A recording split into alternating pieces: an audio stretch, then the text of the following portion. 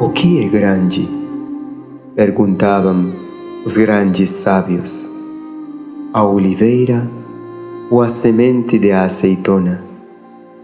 A oliveira, responderam ingenuamente alguns.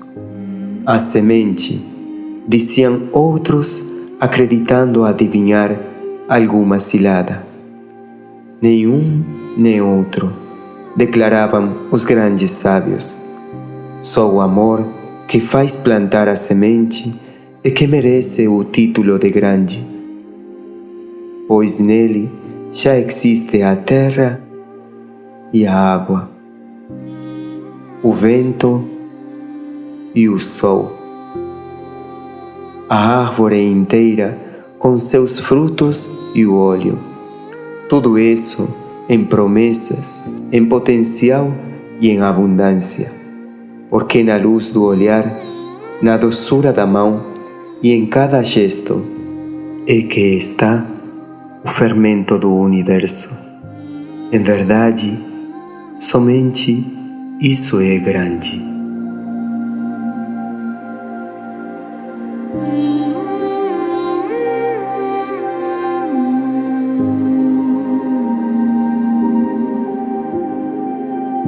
Uma planta não é criada a partir da semente. Isto é, naturalmente, ela surge de uma semente. Mas a semente tem que receber primeiro o impulso do câmbio, o impulso de todo o universo estelar. A planta contatou nessa expansão, contatou esse universo estelar, contatou o plano onde os arquétipos existem. Esses arquétipos, então, agora, eles se imprimem sutilmente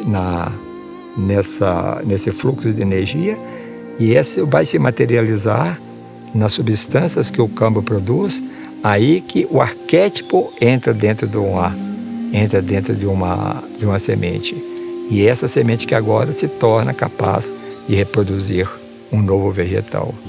Ou seja, nesse diálogo vivo entre o céu e a terra, entre o universo estelar e a planta, nesse fluxo de informações, nesse fluxo de impulsos, é aí nesse fluxo que uma planta se forma, uma semente se forma, e uma semente vai ter a capacidade de gerar um novo ser, né?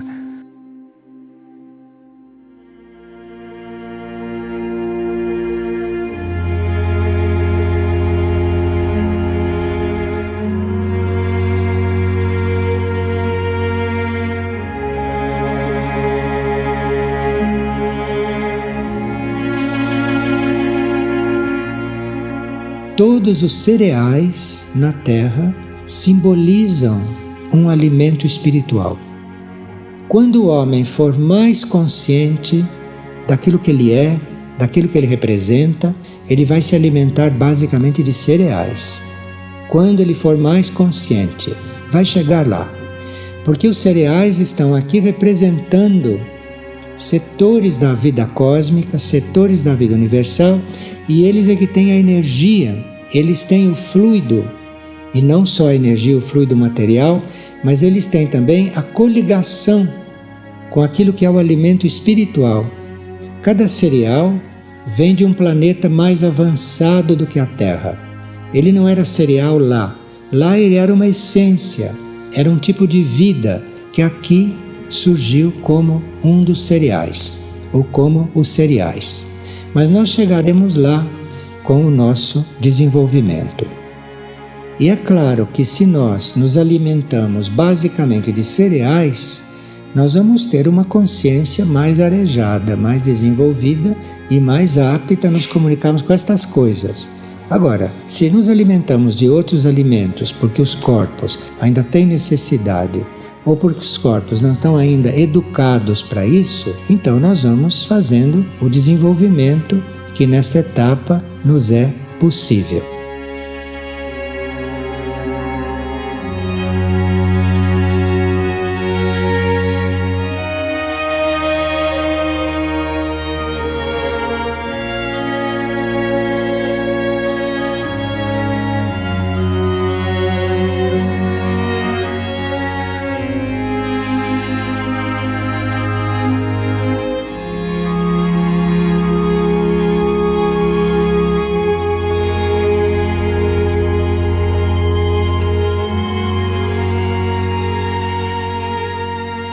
nós temos que nos transpor a nossa consciência para um outro universo, e nesse universo há tudo aquilo que era imóvel, tudo aquilo que era morto, tudo aquilo que era estagnado, aqui tem vida própria.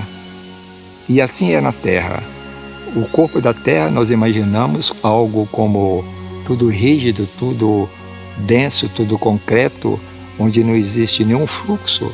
Mas se pudéssemos olhar com os olhos das estrelas, nós iríamos ver como tudo isso é permeado de correntes vitais. São essas correntes vitais, são essas correntes de energia que fazem a diferença entre um corpo vivo e um corpo morto. Quando esses fluxos se ausentam, aquele corpo não tem mais o sustento, ele definha, ele se extingue. E quando aquilo é permeado pelos seus fluxos vitais, por essas energias criadoras divinas, aquilo ganha vitalidade, aquilo ganha sua expressão, aquilo ganha movimento. E aqui, então, na formação das sementes, é o mesmo processo que se dá numa outra escala, e nós não temos ainda muito treino para tentar visualizar todo esse movimento como correntes de energia. Nós pensamos simplesmente como aprendemos na escola, um conhecimento muito rígido, muito formal, muito concreto, muito duro, muito em contas, muito morto, e não entramos no movimento da energia. Isso é que nos falta. Isso começa a se perder na infância. Quando uma criança ela não tem capacidade de desenvolver devoção, reverência pelo invisível, pelo sagrado, pelo imaterial, quando ela não tem a possibilidade de colocar a sua consciência em algo superior, em elemento, quando ela não é enriquecida com essas imagens vivas, que são os exemplos que os adultos possam dar. Então essa capacidade fica atrofiada, e uma criança então depois vai ter um cérebro todo endurecido, todo impermeável, um cérebro duro que não é capaz de acolher esses movimentos sutis, sequer compreender esses movimentos sutis do fluxo das energias que permeiam todo o universo e que a gente não valoriza, na nossa educação, na nossa formação.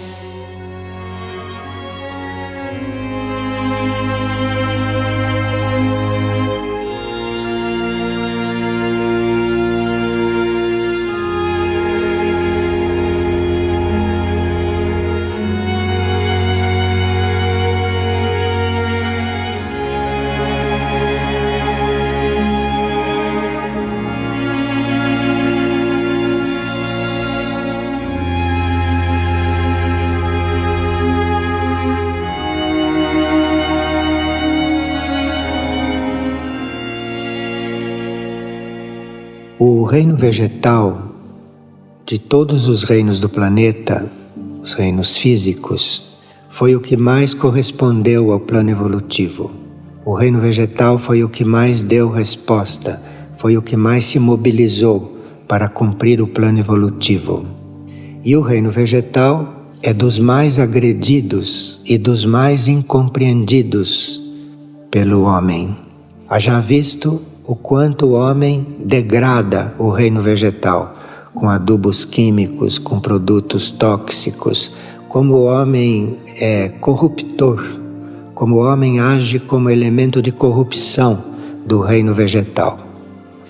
Então, quando existe um grupo ou quando existe um indivíduo que trate do reino vegetal como se deve, isto vai possibilitar um equilíbrio do universo. Isto vai contribuir para um equilíbrio nesse sentido.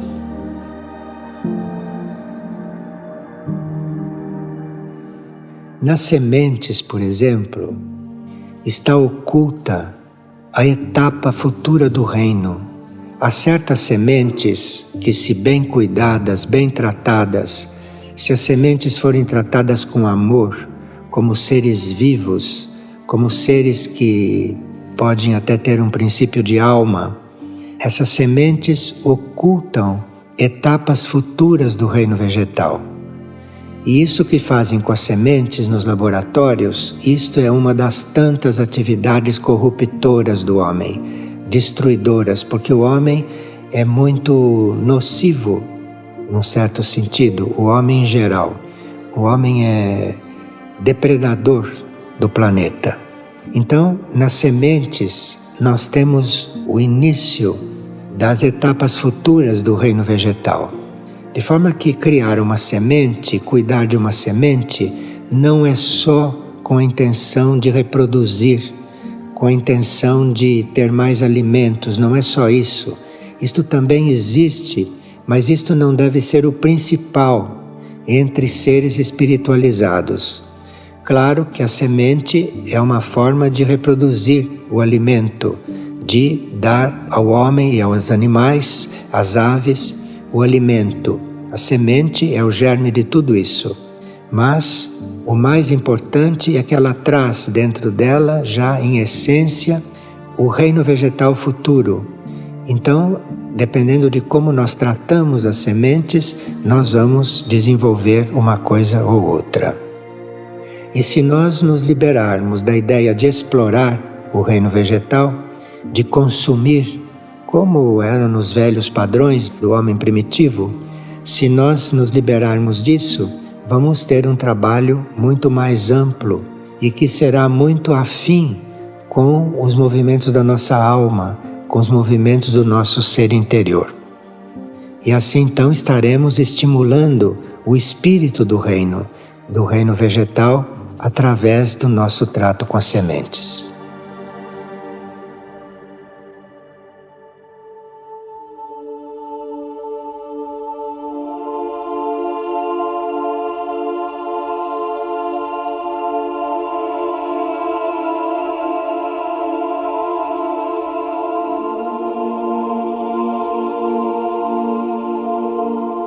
A terra, o reino vegetal, ele tem consciência. Então, as árvores estão, na verdade, um elo entre o universo e a terra. Há uma semente, pelo seu crescimento, pela sua expansão, pela sua evolução, eles também agora, com a sua energia, eles devolvem ao cosmos aquilo que seria a resposta que a terra está dando àquele estímulo. Ou seja, é um diálogo contínuo entre o reino vegetal e o reino e as fontes criadoras universais. Então, com isso, a depender da resposta, a depender do cuidado que nós damos a uma semente, ao desenvolvimento de uma planta, na verdade, aquele melhoramento, aquela atenção, aquele amor que nós colocamos nessa atividade, aquilo a planta reconhece, a planta absorve, ela se desenvolve sob aquele impulso, e isto é o que ela envia como resposta ao cosmos, como resposta aos impulsos que ela havia recebido. Ou seja, continuamente a vida se renova dentro de uma planta por meio desse fluxo constante, esse diálogo constante entre a terra e o céu, entre o reino vegetal e as fontes criadoras universais. O que impulsiona os reinos a evoluírem é essa presença humana, com a sua irradiação de amor, com a sua radiação de cuidado, de serviço, de gratidão por essa grandiosa tarefa que o reino vegetal tem aqui na Terra.